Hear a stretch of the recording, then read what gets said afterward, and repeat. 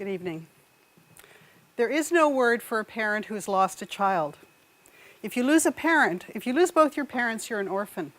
If you lose a spouse, you're a widow or a widower.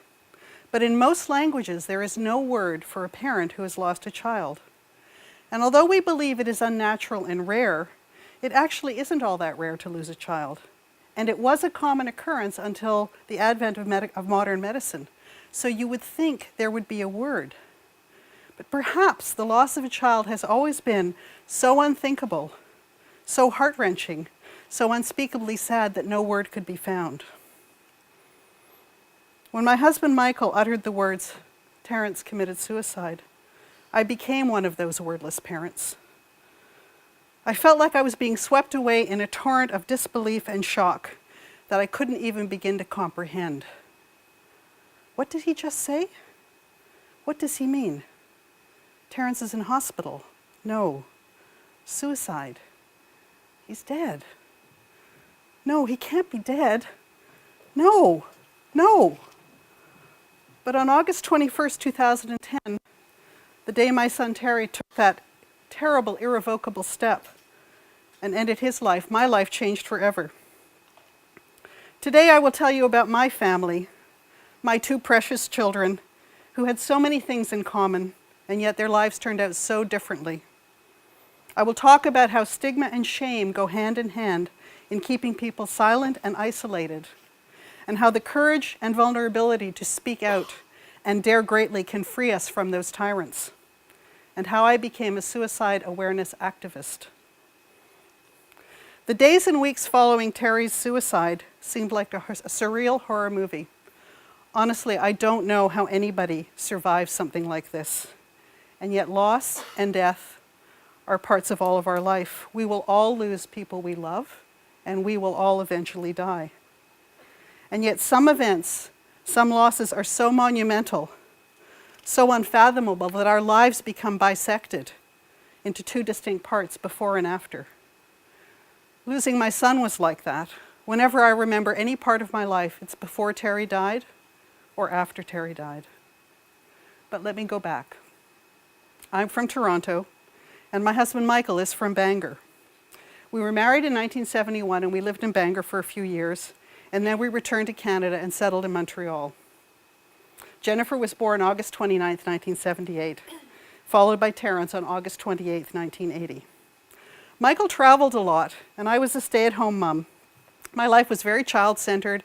I was very involved in the community and volunteer work. Terence and Jennifer were particularly close as youngsters. Now, don't get me wrong, they fought, but they seemed almost more like twins than 2 years apart in age. And although very bright, both the children began struggling early in their school years. Turns out Jennifer was dyslexic, which accounted for most of her difficulties. Terence was very bright academically, but he was socially immature. He had attention deficit hyperactivity disorder, ADHD, and dysgraphia, characterized by his poor handwriting. Jennifer, by nature, was a resilient and optimistic child. She learned to compensate for her disability, and her intelligence and extraordinary memory helped her out. She was socially very, very self-assured. Terence, on the other hand, was far more sensitive, and the difficulties he faced with ADHD and dysgraphia proved much harder to overcome. He was socially awkward, what I call a fringe kid. I recently Googled dysgraphia, and I was surprised to learn that not only is it the inability to write clearly, but also to spell, organize, and express thoughts. That many children with dysgraphia suffer emotional stress and frustration, and can experience anxiety or depression. In life, we don't know what we don't know. And I was overcome with sadness when I realized the added impact that this must have had on him. Still, our lives were rich and full. We had a circle of family and friends. We participated in lots of activities. We did road trips. Every 2 years we came over to Northern Ireland.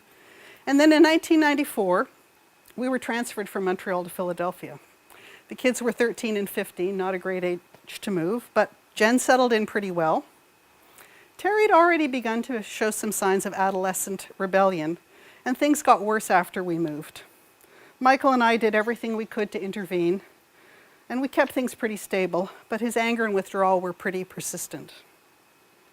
In 1998, we decided to move back to Canada. When we told the kids, Jen was very excited. Terry said he wasn't coming, we couldn't make him. And at almost 18, with heavy hearts, we set him up in an apartment and moved 3,000 miles away to the West Coast. He didn't tell us a lot. It was hard to get any information from him after that, but we suspected some things weren't going that well. But he did have a job. And then in 2001, he met a lovely young woman, and they moved in together, and they seemed happy, and we were delighted when they got married. In 2009, they were going to visit us. Terry had put off renewing his passport, and it looked like it might not come in time. Emails were exchanged, and he wrote, "It's hard when you try so hard to get ahead and just keep getting beaten back, mostly through my own mistakes. I'm ashamed I lied about my passport. And I don't know why you always said you were so proud of me. It's like giving a kid who comes in dead last a participation trophy. Pointless." He did get his passport, and they made their visit. And mostly he was withdrawn and his wife was perky, which was not that unusual. And then in 2010, we planned a trip to come over to Ireland in September. And I noticed that when I spoke to Terry, he seemed unenthusiastic, not just about the trip, but about everything. And when I asked him, he said he was tired and didn't really welcome any other inquiries. So I let it pass. His wife was very excited, though. In mid-August, Terry and I had a conversation about some volunteer work I had been doing with some rescued bald eagles. He was really interested. It was the most animated conversation we'd had in a long time. And I thought the next time he comes to visit us, I would take him to the center and he could see some eagles up close. And then he was gone. For us, it was out of the blue. We flew back to Philadelphia, and the week we spent there seemed surreal and unfathomable. In the following weeks and months, I found out a bit more. Terry had been depressed and disengaging himself for some time. He hid it from most people, like us, but his wife and closest friends were aware that he needed help, and they tried very hard to get him to go for help, and he adamantly and vehemently rejected all attempts. Outside of work, he played video games, smoked marijuana, and began taking various drugs, including unprescribed Xanax, in an effort to self-medicate. Apparently, he had threatened suicide and perhaps even attempted. And eventually, his wife could take no more, and she moved in with her mother the day before he died. We knew none of this. We believed that our trip to Ireland was going to be a wonderful holiday for all of us, and we had no idea that life was about to take this stunning turn. The day after Terry died, I spoke with a friend who had survived a suicide attempt. She explained to me about a suicidal coma, a dark place with no hope, where death seems the only escape. She said a suicidal coma comes from an irrational state of mind that you cannot understand from a rational one. And this was the first step in my beginning to come to terms with my son's death. And then recently, I saw Dr. Joyner's work. And as I read about his theory of suicide, and I looked at this diagram, I knew that that dark zone in the middle was the suicidal coma. I could see Terry there, feeling depressed, worthless, ashamed, hopeless, isolated. In so much pain, death felt like the only way out. For a long time after Terry died, I was in a fog of despair. Grief can be all-encompassing and totally exhausting. Yet early on, I knew my healing journey would be to learn as much as I could about mental illness and suicide. I read voraciously, I talked to people, attended workshops, participated in online forums and support groups. And I saw that the shame and stigma of mental illness are huge roadblocks that keep many people from getting help, including my son. If you Google stigma definition, the first thing that comes up is stigma, a mark of disgrace associated with a circumstance, quality, or person, the stigma of mental disorder. I saw other people working to raise awareness and eliminate the stigma and shame of mental illness and suicide, and I decided to join their ranks and become a suicide awareness activist. And now I speak at every opportunity, and last spring I helped organize a walk in my small town, that actually was part of a cross-Canada event called Defeat Depression. We were hoping for 8 people, the 4 of us and 4 friends. 175 turned out, and we raised quite a bit of money. In October 2011, I heard Brené Brown speak in Vancouver. She is a vulnerability and shame researcher, and if you're unfamiliar with her work, I urge you to Google her and to watch her TED Talks because she changed my life. Her definition of shame is the intensely painful feeling or experience of believing that we are flawed and therefore unworthy of love and belonging. She says that shame is a universal and primitive human emotion, that the only people who don't experience shame are those who lack the capacity for empathy and human connection. Stigma and shame go hand in hand. In her talk, Brené said, shame is highly correlated with addiction, depression, violence, aggression, bullying, and suicide. And when she said the word suicide, our eyes met. And when I spoke to her at the break, the first thing she said to me is, "Who have you lost?" And I said, "My son, Terry," and she hugged me. Brené's research shows that the antidote for shame are vulnerability and courage. She defines vulnerability as uncertainty, risk, and emotional exposure. But vulnerability is not weakness. It is our most accurate measurement of courage. When we have the courage to show up and share our story with empathetic, understanding people, shame can't survive. She calls that daring greatly. In the summer of 2012, I sent out my open letter from a grieving parent. I felt really vulnerable because I didn't know how it was going to be received. It transformed my life. Many people got back to me, telling me about the stigma and shame of mental illness and how it had held them hostage.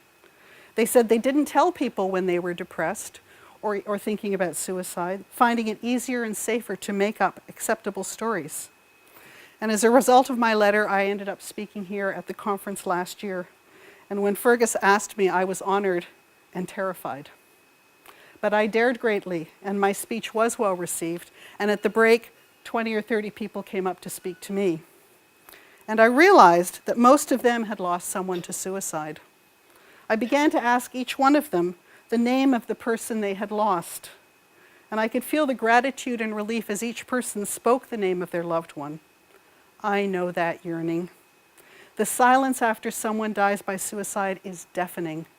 Nobody wants to talk about them or hear about them, and yet we yearn to speak their names, to hear their names.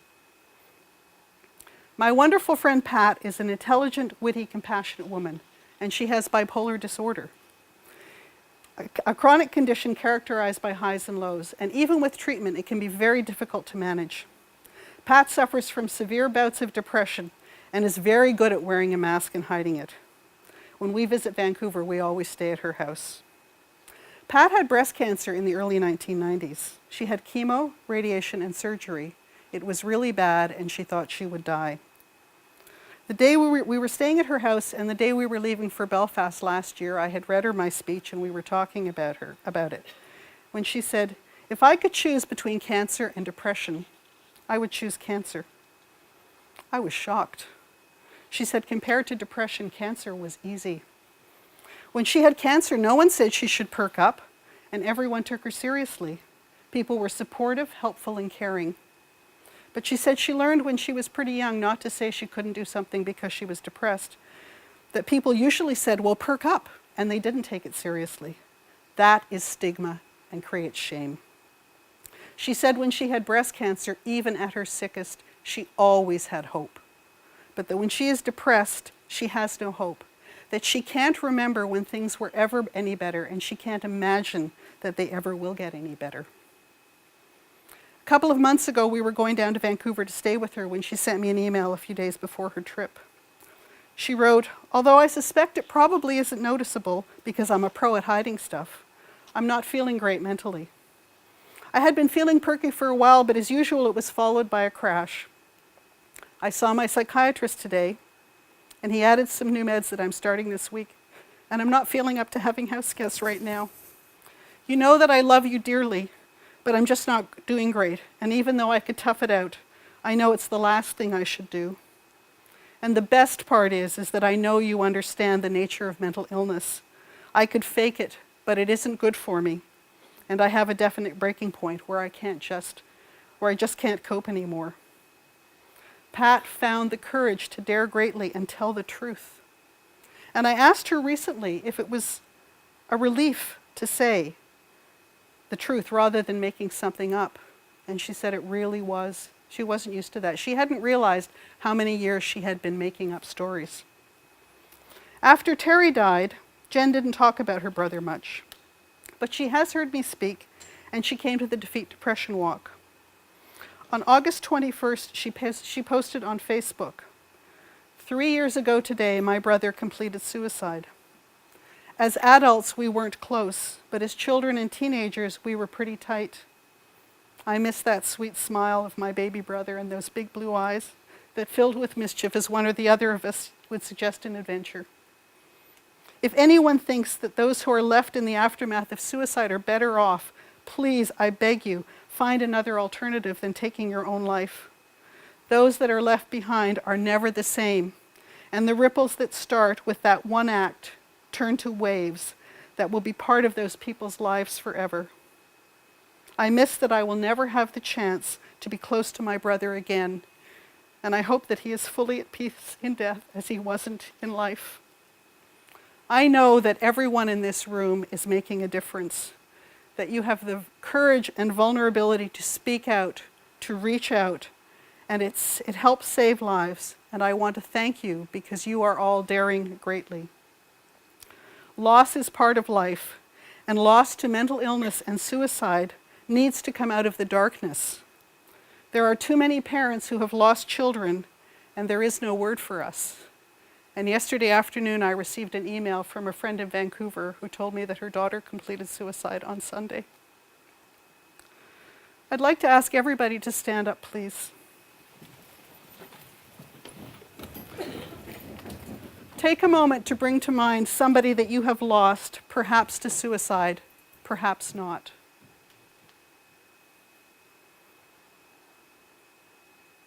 Now please turn to somebody next to you and take a turn to say that person's name out loud. Terry and Anna.